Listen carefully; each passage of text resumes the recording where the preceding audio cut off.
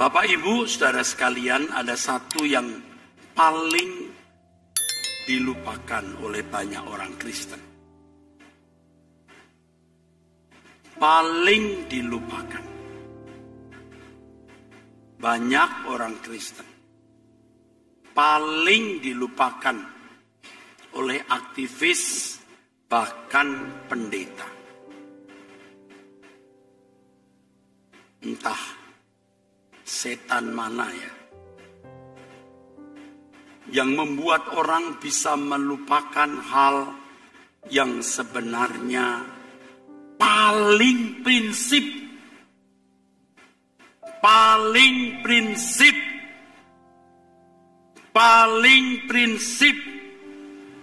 paling fundamental. Sebab kalau orang Kristen, siapapun dia, apakah aktivis, apakah pendeta, apakah dosen sekolah tinggi teologi, melupakan hal ini, mati dia. Mati. Dia mati. Serius. Ia tidak akan menjadi anak Allah.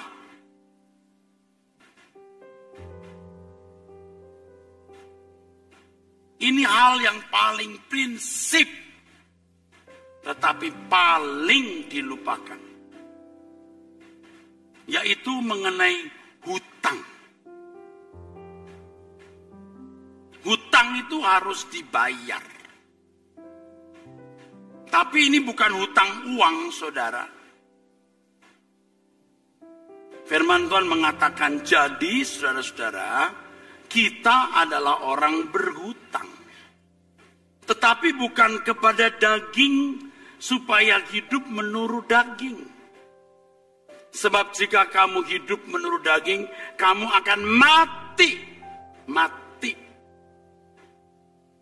Tapi jika oleh roh, kamu mematikan perbuatan-perbuatan tubuhmu, kamu akan hidup. Lalu, klimaksnya di sini. Semua orang yang dipimpin roh Allah adalah anak Allah. Kalimat lain begini. Semua orang yang hidup tidak menurut daging adalah anak Allah.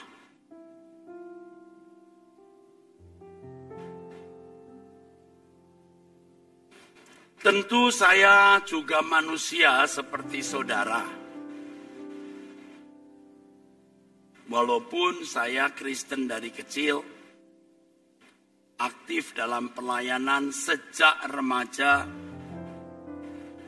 sejak pemuda masuk sekolah Alkitab, sekolah teologi, menjadi pelayan jemaat. Tapi saya juga seperti saudara. Seperti orang Kristen kebanyakan pada waktu itu.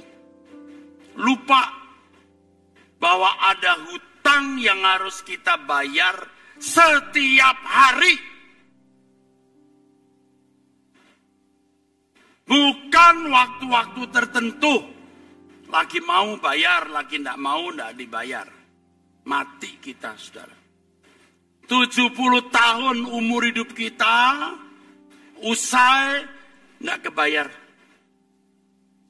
Belum selesai. Ngeri kali, saudara. Ngeri sekali. Saya termasuk yang bandel. Lupa punya hutang yang harus dibayar. Karena daging itu enak. Daging itu enak. Ini yang dikatakan di dalam firman Tuhan. 1 Petrus pasal 1 ayat 18-19. Cara hidup yang kita warisi dari nenek moyang. Patro paradoto. Selera. Daging itu enak. Bohong kalau orang bilang gak enak. Enak.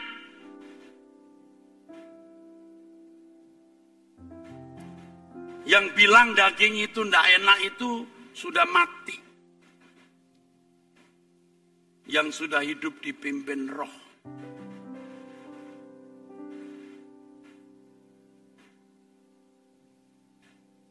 Saudara bersyukur masih mendengar khotbah seperti ini. Setan menutupi kebenaran ini. Jangankan jemaat, aktivis pun lupa bayar hutang. Jangankan aktivis, pendeta pun lupa bayar hutang. Anda harus bayar itu tiap hari. Dan Tuhan akan memberikan saudara kejadian-kejadian, peristiwa-peristiwa yang saudara diberi kesempatan membayar hutang itu.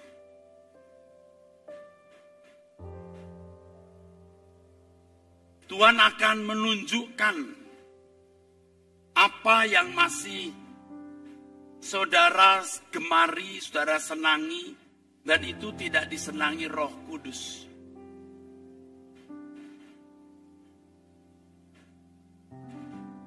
Tuhan akan memberikan impuls atau rangsang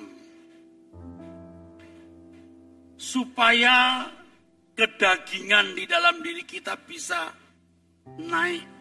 Ibarat air itu diobok-obok, ya, jadi butek supaya bisa disaring, saudara.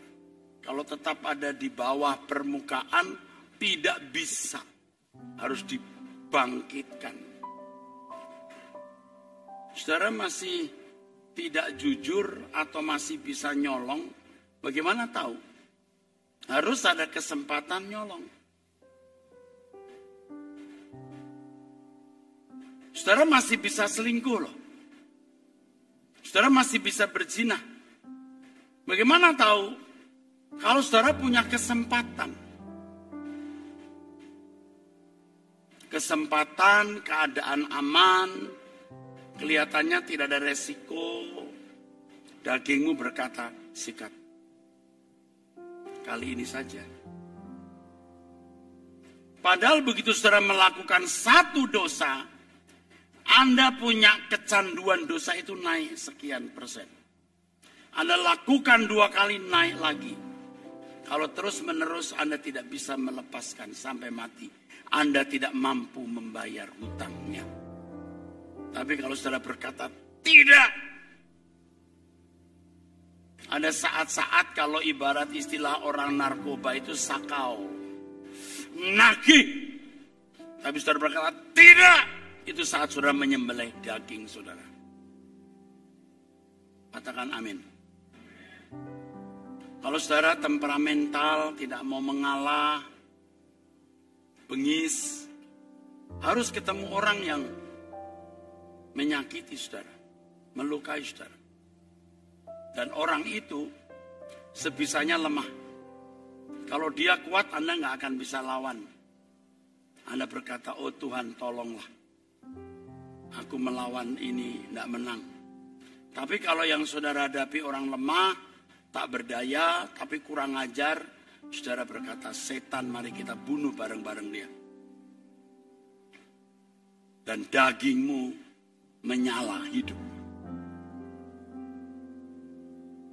Tuhan itu begitu baik, saudara. Mau menghabisi manusia lama kita, atau menghabisi daging kita dengan bekerja dalam segala perkara. Wah. Bekerja dalam segala perkara. Luar biasa. Dari apa yang saudara lihat, saudara dengar, saudara alami, saudara diproses untuk bisa membayar hutang saudara. Supaya semua keinginan-keinginan daging benar-benar dimatikan saudara.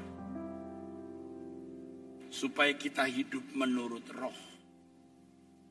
Jadi sebenarnya firman Tuhan yang mengatakan, kamu tidak dapat mengabdi kepada 2 tuan. Itu tidak main-main saudara. Itu berat. Tapi Tuhan dalam kesabarannya memberi kita kesempatan. Seperti perumpamaan ya, petani yang menanam pohon anggur yang harus berbuah mesti ditebang. Tapi beri kesempatan, tahun depan mungkin dia berbuah. Tuhan masih beri kesempatan. Luar biasa Tuhan, kesabarannya.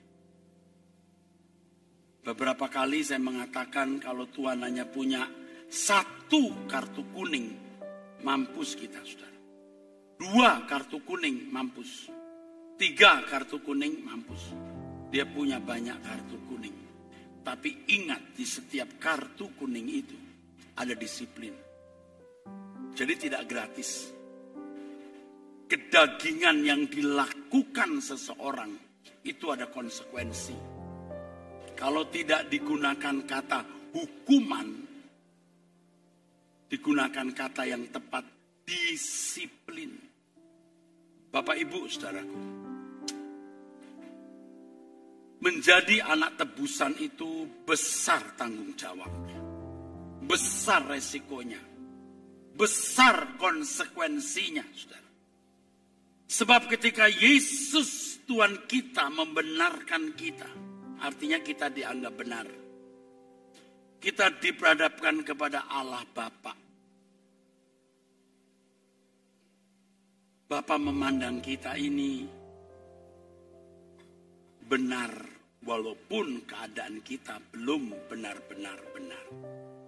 Bapa mencium keharuman darah Yesus yang sama dengan keharuman ketaatan putranya yang menggantikan kita di kayu salib dan memeluk kita Allah Bapa. Tetapi ingat perkataan Tuhan Yesus, jadikan semua bangsa muridku. Setelah diperlukan Allah Bapa, belum selesai saudara. Tidak selesai di situ. Kita itu dibenarkan bukan hanya untuk bisa dianggap benar, tetapi mau diubah benar-benar benar. Kalau Bapak mencium keharuman darah Yesus yang menunjukkan ketaatannya sampai mati, maka kita juga mencurahkan darah dan memiliki keharuman seperti keharuman Tuhan Yesus. Maka di dalam Ibrani pasal 12 ayat 1, ini perlombaan yang wajib, yaitu memiliki iman yang sempurna seperti Yesus. Iman yang sempurna bukan hanya iman biasa-biasa saja, iman yang sempurna. Artinya ketaatan yang sempurna seperti ketaatan Tuhan Yesus. Dan dalam pergumulan kamu melawan dosa, kamu belum sampai mencucurkan darah. Jadi belum selesai. Harus sampai mencucurkan darah, artinya optimal, maksimal. Sampai Bapak mencium keharuman kita seperti keharuman Tuhan Yesus. Boleh tepuk tangan, saudaraku. Ketika kita percaya kepada Tuhan Yesus, kita diberi meterai Roh Kudus. Tubuh kita menjadi bait Roh Kudus. Mulai berlaku firman yang mengatakan, kuduslah kamu sebab aku kudus. Kekudusan kita harus sesuai dengan standar kekudusan yang Allah kehendaki. Jadi konsekuensinya berat, saudaraku. Kita harus punya keharuman ketaatan seperti Yesus. Kalimat lain, karakter seperti yang dimiliki Yesus harus kita miliki, yang dicium oleh Bapa harum. Kita harus kudus seperti standar kekudusan yang Allah kehendaki. Karena Roh Kudus dimeteraikan di dalam diri kita.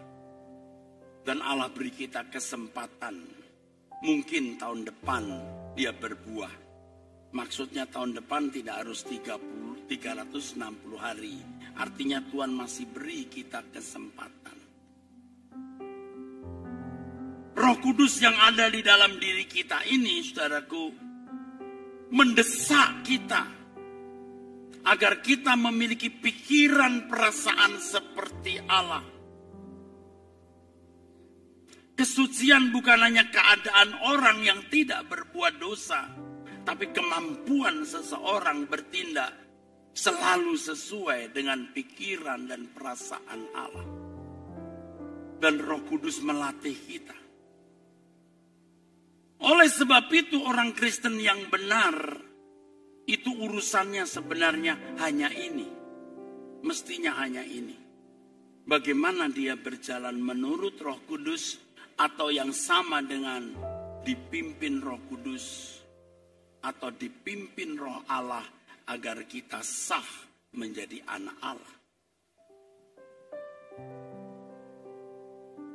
Dulu kita berpikir bahwa kita memiliki hak untuk hidup wajar seperti manusia lain. Padahal ketika kita ditebus oleh darah Yesus, seperti yang dikatakan dalam 1 Korintus 6 ayat 19 dan 20, kamu bukan milik kamu sendiri. Tubuhmu menjadi bait Roh Kudus. Tubuhmu menjadi tempat dan sarana Allah dimuliakan.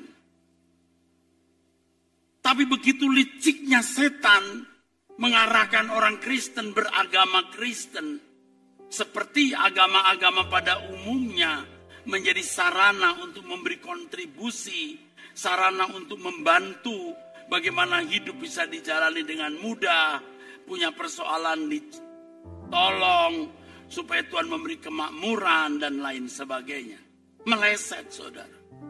Meleset. Nanti sibuk dengan banyak masalah. Masalah jodoh, masalah anak, masalah keturunan, masalah bisnis. 1001 masalah yang membuat orang Kristen kehilangan perlombaan yang wajib. Ibrani 12 ayat 1, perlombaan yang wajib. Yang lain gak wajib, you menikah atau gak menikah gak wajib. Punya anak atau tidak gak wajib. Punya rumah atau tidak gak wajib. Nah, perkataan saya mungkin dianggap lebay.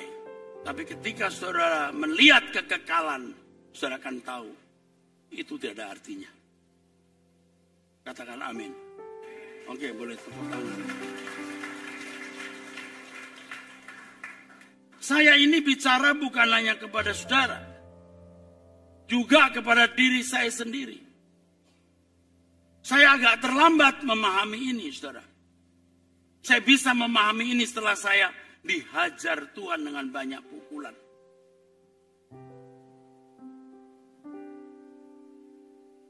Terutama sejak tahun 2021. Ketika saya nyaris meninggal karena sakit COVID Delta. 21 hari, saudara. 15 hari penuh di rumah sakit.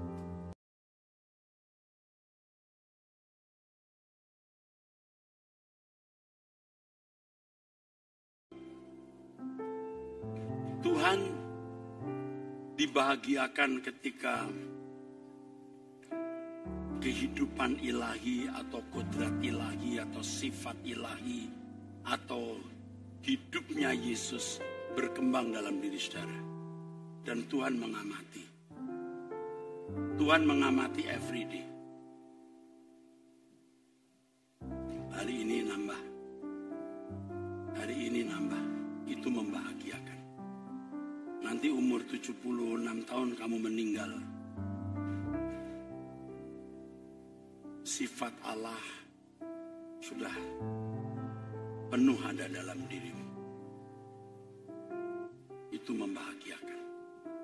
Tapi kalau ini sudah umur 65 tahun, tapi kedagingannya masih menguasai, nggak akan keuber waktunya. Tidak akan layak.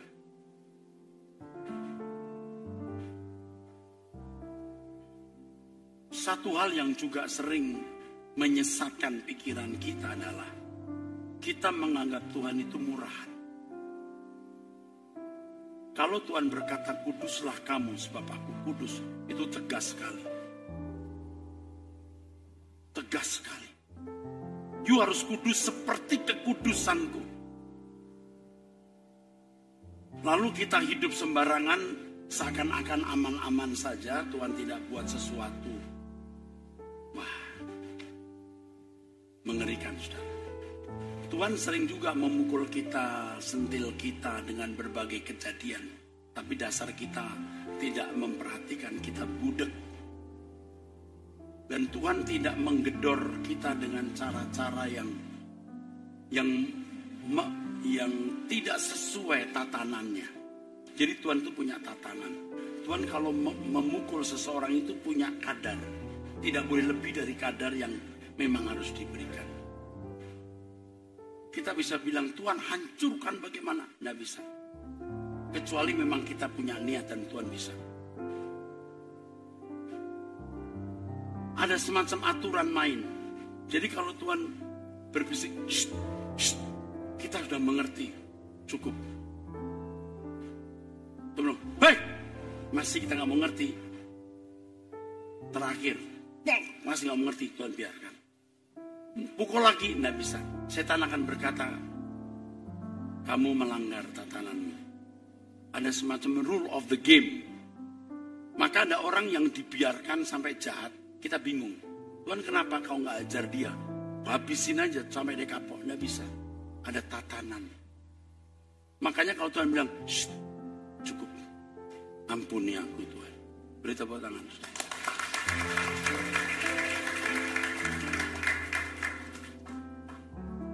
Jadi membayar hutang itu, Tuhan akan membuat proses. Kejadian demi kejadian. Kelemahanmu apa itu ditanggulangi Tuhan. Jadi ada misalnya 30 kelemahan. Itu satu persatu Tuhan garap dengan segala peristiwa. Hari ini A, nanti B, nanti B1, nanti A2, nanti L, nanti M. Terus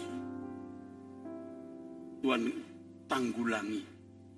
Maka fokus kita harus di situ. Bukan konyol, Pak. You hidup hanya 100 tahun paling lama. Setelah itu kekekalan. You hidup hanya untuk persiapan kekekalan. Amin. Enggak untuk yang lain. You menikah nggak masalah. You punya anak nggak masalah sebenarnya. You miskin atau kaya nggak masalah sebenarnya. Tapi kalau saudara menghidupkan Allah dalam dirimu, kau nggak mungkin miskin. Kau nggak mungkin dipermalukan. Kalau kau miskin, dipermalukan, sakit-sakitan, nggak potensi, kamu tidak bisa menjadi saksi. Kau permalukan Allah yang besar. Paham? Maka Anda lihat orang yang setia sungguh-sungguh tidak pernah dipermalukan Tuhan. Kalau saudara membaca Alkitab, kekasih-kekasih Tuhan di Alkitab bisa terpuruk habis seperti Yusuf, Daud, Daniel. Pada akhirnya tidak mungkin dipermalukan. Kok bisa lo gak percaya?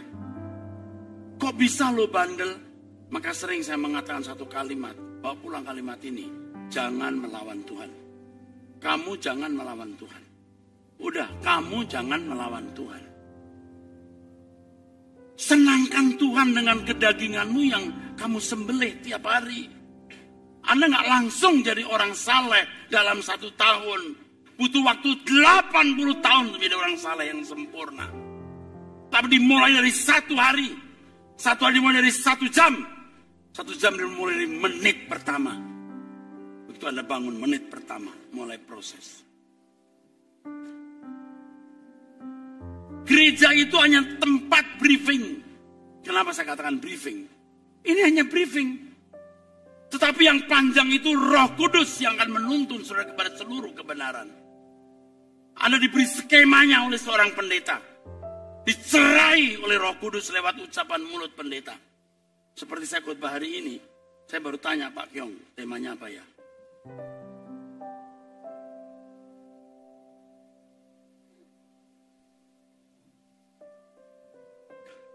mau khotbah bertanya, nih temanya apa ya? Temanya kematian, apa itu tadi? Demi kehidupan atau apa itu?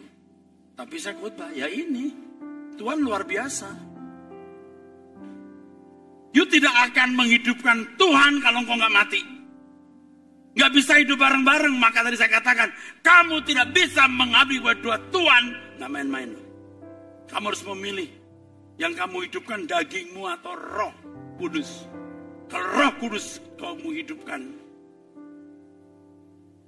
dagingmu harus dimatikan. Temanya apa itu, Pak? Hah? Kematian, jalan. Kematian, jalan kehidupan. Bapak siapa namanya? Ya? Pak Dwi. Mesti mati, Pak. Kalau Dwi nggak mati, Yesus nggak hidup di sini.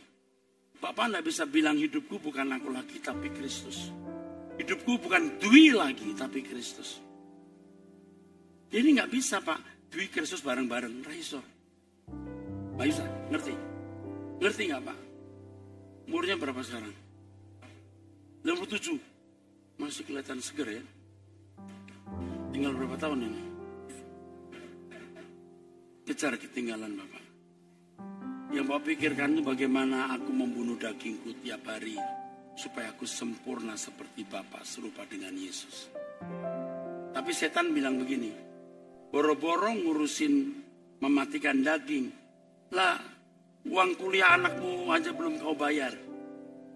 Lah, kontrak rumahmu tahun depan habis. Jangan dengar, Pak. Jalani aja, kerja keras, kerja baik-baik. Tuhan akan beri jalan. Mustahil Tuhan permalukan kamu.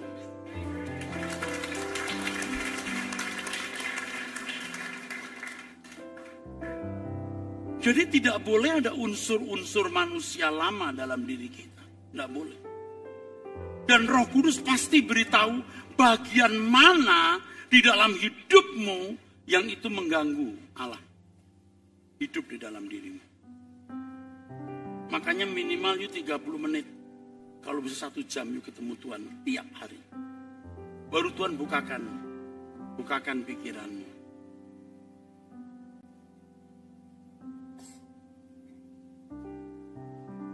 Tapi lihat saudaraku, banyak orang tidak mampu lebih 15 menit. 5 menit saja udah tewas doanya. Nggak bisa. You nggak pernah menikmati Tuhan. You nggak pernah menikmati hadirat Tuhan. You tidak pernah masuk ruang Maha Kudus Tuhan. Padahal di dalam diri kita, kalau ini Bait Roh Kudus, ada ruang Maha Kudus yang terus diciptakan dengan kekudusan yang sesungguhnya. Batiniah kita yang kudus. Pak, ini harta surgawi, Pak. Ini sukses yang sesungguhnya. Kalau kita bisa mematikan manusia lama kita dan Yesus hidup di dalam diri kita. Kalimat-kalimat yang saya khotbahkan ini sebenarnya abstrak. Abstrak. Tetapi ketika saudara menjalani, tidak menjadi abstrak. You can feel it. You know it. Kau akan tahu, akan merasakan. Kalau orang berkata, Pak, bagaimana membedakan kehendak Allah dan bukan? Sebenarnya pertanyaan itu sering dan terus terang nih, saya bingung. Tapi saya jawab saja karena banyak ngomong saya. Kalau bisa membedakan, saya kasih tahu misalnya gini. Untuk bisa membedakan kehendak Allah dan tidak satu, kehendak Allah pasti tidak bertentangan dengan firman Tuhan. Misalnya, tidak mungkin Tuhan berbisik kepadamu, hai anakku, ambil istri tetanggamu. Tidak mungkin. 2, suara Tuhan kalau kamu dengar akan memberi damai sejahtera. Tetapi kalau damai sejahteramu itu karena kesenangan, uang, harta dunia, tidak bisa menjadi ukuran. Udah rusak, udah sesat. Susah ngomong saya. Jika itu suara Tuhan kau turuti akan jadi berkat bagi orang lain. Tapi kan gak tahu seketika itu. Tetapi Pak, kalau orang duduk diam di kaki Tuhan, berdialog dengan Tuhan, matikan daging setiap hari, Dia tahu ini kehendak Tuhan, ini tidak. Ini mendukakan Tuhan, ini tidak. Belum kita lakukan suatu kesalahan, itu alarm Tuhan, tet, tet, tet, kenceng. Tapi kalau kita tidak bergaul dengan Tuhan, bunyikan tet, tet, nggak kedengeran.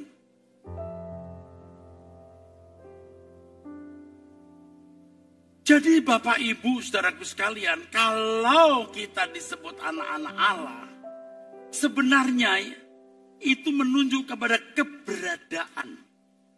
Yang dipimpin Roh Allah adalah anak Allah. Yang dipimpin Roh Allah itu hidup menurut roh, bukan menurut daging. Jadi kalau orang masih hidup menurut daging, tidak dipimpin Roh Kudus, bukan anak Allah. Kita bertepuk tangan dulu. Dan ini yang mesti membuat saudara terganggu jiwanya pulang dari kebaktian ini. Aku punya hutang masih banyak. Marah dikit kotor, mulutku kotor. Marah dikit, aku tunjukkan kemarahan dengan sikap-sikap yang salah. Aku masih mata keranjang, masih genit, masih mata duitan dan lain sebagainya. Kita cemas. Kita cemas dengan keadaan diri kita ini. Dan kalau kita mencemaskan keadaan diri kita, lalu kita mempersoalkannya di hadapan Tuhan, Tuhan pasti menanggapi. Jadi kalau kita datang kepada Tuhan dalam doa, bukan hanya membawa masalah-masalah fana dunia, tetapi membawa masalah-masalah prinsip di dalam kehidupan yang menyangkut perasaan Tuhan. Percaya Bapak Ibu Saudara, masalahmu itu tidak besar. Apapun. Masalah besar adalah kalau kita masih hidup di dalam kedagingan. Jadi mulai hari ini, kita menyadari bahwa kita berhutang. Semua kita, Bapak Ibu jemaat, aktivis termasuk saya. Tadi saya katakan saya seperti saudara juga, ada bandelnya. Jadi ketika kita melayani pekerjaan Tuhan, gereja maju, kita bisa ngusir setan malahan, ada mujizat bahkan. Tapi kita lupa ada hutang yang harus kita bayar setiap hari. Tuhan memberi saya kesempatan beberapa kali. Dan benar-benar bukan satu kali. Beberapa kali orang-orang yang dikatakan sukses dalam pelayanan, tapi di hari tuanya tidak sukses. Dia gagal. Dulu saya berpikir keras dan tidak tahu apa jawabnya. Kenapa ya Om dengan umur setua ini masih ngomongnya begini? Saya nggak tahu jawabnya. Misalnya suatu hari saya punya mobil, ini betul. Parkir di samping mobil dia, ini senior. Dibilang Sabdono, ya Om. Erastus, ya Om. Bagus ya mobilmu, berapa harganya? Waduh, bagus banget nih. Saya pikir Om, seumur-umur mesti nggak mengagumi mobil. Tapi saya hanya menyimpan. Saya saja sudah nggak pusing mobilnya, udah nggak terlalu. Jadi saya tanda tanya, dengan seumur ini, saya pikir, kenapa masih begitu? Di pertemuan-pertemuan pendeta, berdiri lalu, kamu ya, mestinya kamu nggak pantas nuding orang dengan seumur ini. Saya menyimpan di dalam hati. Ini kedagingan, Pak. Paham maksud saya? Bukan menghakimi, saya bertanya-tanya di hati. Mestinya tidak begitu. Maaf ya, bukan menghakimi karena Anda nggak tahu siapa orangnya. Jadi beberapa kejadian ini orang-orang yang berbeda. Khotbah di mimbar, jemaat banyak, pendeta-pendeta datang. Dia ceritakan tentang gerejanya yang bagus, yang besar. yang kursinya harga sekian, pokoknya hebat. Saya miris. Ini banyak pendeta yang kebaktiannya masih di bawah pohon kenari. Kamu cerita begitu, mestinya kamu jaga perasaan orang-orang ini. Maaf, saya bukan orang hebat, tapi kalau aku jadi dia, saya nggak akan cerita. Itu kebanggaan, itu kesombongan. Ada lagi pendeta hebat, udah umur maksud saya. Cerita bagaimana dia ketemu pejabat. Seakan-akan ketemu pejabat itu sesuatu yang bernilai. Mestinya enggak perlu. Itu kedagingan, Pak. Saya baru ketemu Pak Presiden, kayak menteri, kayak... Ya kalau memang ada kaitannya dengan kesaksian atau khotbah boleh. Tapi kalau hanya mau menunjukkan bahwa dia ketemu pejabat, itu manusia lama, Pak. Kedagingan. Paham? Amin. Anda masih bersama saya?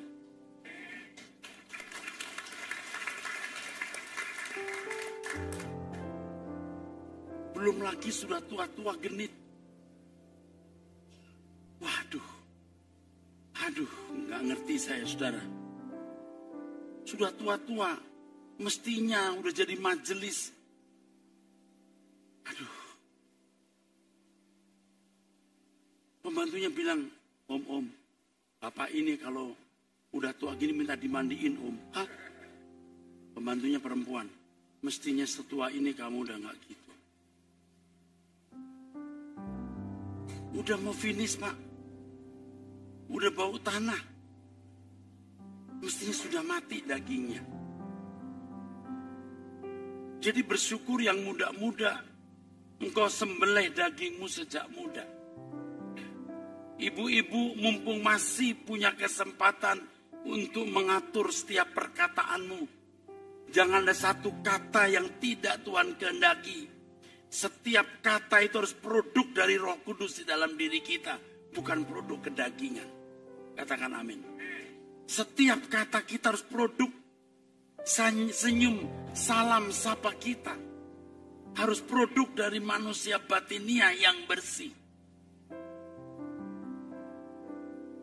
Misalnya saudara lagi jalan ditabrak misalnya. Refleks dosa kita. Setan. Atau refleks kasih kita. It's okay. Oke, enggak apa-apa. Ini soal kecil. Itu pun refleks kita harus refleks yang benar. Tindakan kita senyum, enggak apa-apa. Ini buah dari manusia batinia kita yang dipimpin Roh Kudus. Dalam percakapan, dalam tindakan, setiap kata yang kita tulis di media sosial itu harus merupakan ekspresi dari roh manusia batinia kita yang bersih. Dan memang pada akhirnya dalam level tertentu hidup kita harus menerjemahkan pikiran perasaan Tuhan. Katakan amin. Anda boleh tepuk tangan. Tuhan mau hadir di dalam kehidupan. Menjadikan tubuh kita ini alat peraganya. Jiwa kita menjadi bejana Tuhan. Dan itu menjadi kebahagiaan Tuhan kalau ada yang menerjemahkan, mewujudkan, mengekspresikan pikiran dan perasaannya. Dan kehidupan orang Kristen seperti ini barulah bisa disebut sebagai saksi Tuhan. Gereja harus memiliki contoh manusia seperti ini. Yang memang tidak akan terendus dalam waktu singkat. Tidak akan cepat dapat dikenali. Tetapi kalau sungguh-sungguh seseorang mematikan manusia lamanya, mematikan kedagingannya, lalu hidup menurut roh, pasti akan dikenali. Gereja harus memiliki contoh yang memang tidak akan mudah dideteksi atau diendus atau dikenali. Tapi cepat atau lambat Orang akan mengenali, apalagi seorang pendeta seperti saya yang berkhotbah setiap hari. Orang pasti bisa mengendus. Ini tulus tidak?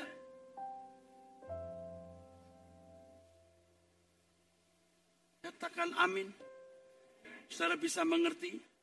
Saudara bisa meraba orang ini benar atau tidak. Makanya jemaat yang tidak pernah bertemu dengan pendetanya atau pembicara setiap hari bisa berkata, saya ikuti teladan Bapak. Bagaimana Anda bisa tahu hidup saya tiap hari? Karena tidak bisa tidak ketika seseorang di mimbar memberikan salam, sapa. Ada sirkuit alam roh yang ditangkap individu. You are so excellent. I know, I feel it. Katakan amin. Gereja ini kalau hanya membuat kebaktian, ngundang pembicara, bisa podo wae lah dengan gereja lain.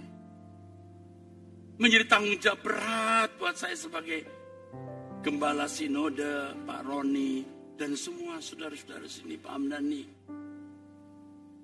Bagaimana bisa memperagakan kehidupan Yesus? Pak Amdani harus mati dagingnya. Yesus baru hidup.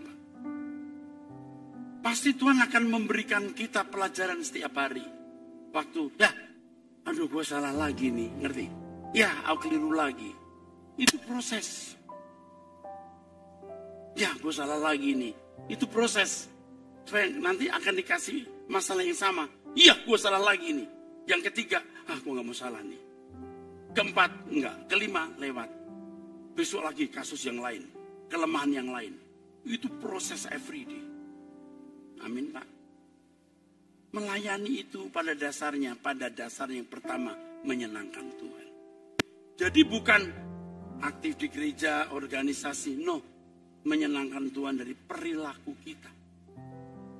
Dan yang Tuhan inginkan bagaimana ada orang yang menerjemahkan perasaannya. Menerjemahkan pikirannya. Mewakili Tuhan. Di dalam kehidupan setiap hari. Gereja harus berjuang untuk mengubah jemaat menjadi anak-anak Allah. Bukan sekedar status. Tapi punya sifat-sifat Allah. Like father, like son. Seperti bapaknya, itulah anaknya.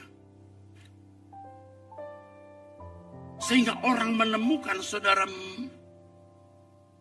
manusia yang berbeda dari manusia lain. Ini loh sosok anak Allah. Dan orang dipaksa untuk mengakui bahwa Anda berbeda. 1 kali, 2 kali orang gak mau mengakui. 3 kali malah menyerang, 4 kali malah memfitnah. Tapi dia tidak bisa terus-menerus begitu. Dia akan ditundukkan oleh Tuhan dan mengakui Anda anak Allah. Jadi tidak ada kehidupan tanpa kematian. Relakan itu, saudara. Mulailah saudara melihat butir-butir dosa yang saudara masih lakukan, yang saudara tidak boleh lakukan lagi. Perhatikan kesenangan-kesenangan yang saudara miliki, yang harus saudara tanggalkan. Perhatikan kebiasaan-kebiasaan hidupmu. Apa yang kau tonton, apa yang kamu dengar. Tanggalkan itu. Baru-baru ini saya bicara ini terus.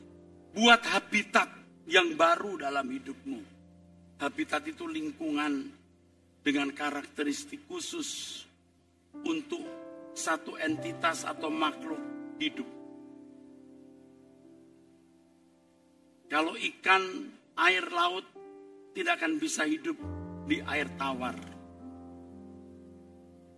Kalau Tuhan mengajarkan kita doa, datanglah kerajaanmu, kita harus menciptakan habitat.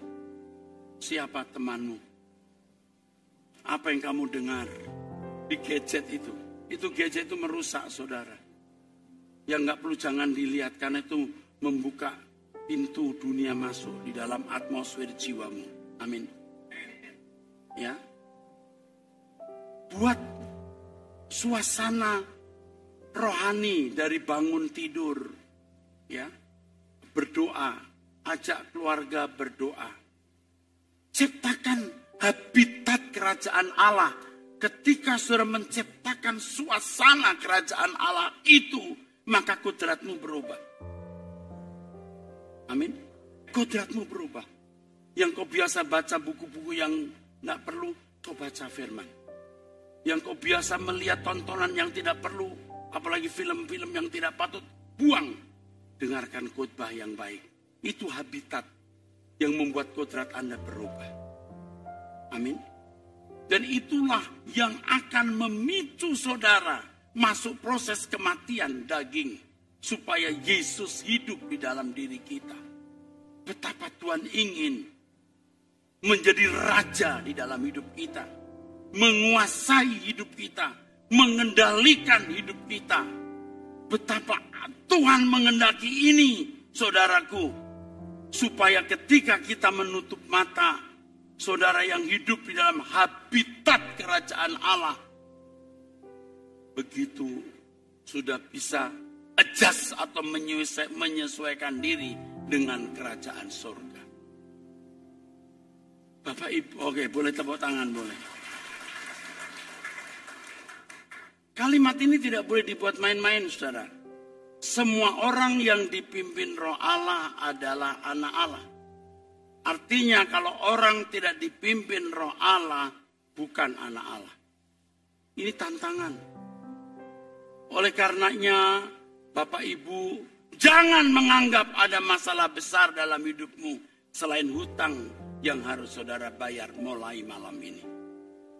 Bawalah kebenaran ini, karena Tuhan mengendaki saudara mendengar suara Tuhan ini. Kematian itu jalan kepada kehidupan. Kalau Anda tidak mati, Tuhan tidak bisa hidup di dalam dirimu. Adalah keagungan kalau Allah hidup di dalam diri kita. Tubuh kita menjadi bait Roh Kudus. Lebih dari apa yang saya suarakan ini, Roh Kudus akan menuntun saudara dari menit ke menit, dari jam ke jam. Kalau saudara punya komitmen, punya tekad, punya niat, sungguh-sungguh mau diubah Tuhan, saudara berseru kepada Tuhan, Tuhan akan jawab. Berapa banyak saudara yang bersedia? Angkat tanganmu.